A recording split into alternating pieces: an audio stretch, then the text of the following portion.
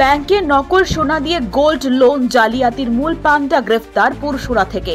বড়সড় সাফল্য তারকেশ্বর পুলিশের। ধৃতের নাম অভয় পাল। ঘটনার পর দীর্ঘদিন থেকেই পুলিশের চোখে ধুলো দিয়ে পালিয়ে বেড়াচ্ছিল সে।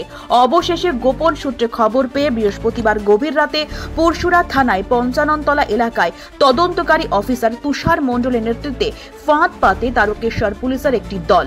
অবশেষে শেষ রাতে অভিযুক্তকে গ্রেফতার করা হয় বলে পুলিশ সূত্রে খবর। উল্লেখ্য, ব্যাংকে নকল সোনা দিয়ে প্রায় কোটি টাকার গোল্ড লোন নেওয়ার ঘটনায় ইতিমধ্যেই 4 অভিযুক্তকে গ্রেফতার করেছিল পুলিশ। তাদের জিজ্ঞাসাবাদ করে পুলিশ এই জালিয়াতির মাথা অভয় পালের বিষয়ে জানতে পারে। এরপরে অভয় পালের খোঁজে তল্লাশি শুরু করেছিল পুলিশ। গোল্ড লোন জালিয়াতির ঘটনায় একেবারে শিকড় স্তরে পৌঁছতে ধৃতকে পুলিশি হেফাজতে চাওয়া হবে বলে হুগলি পুলিশ সূত্রে জানা গিয়েছে।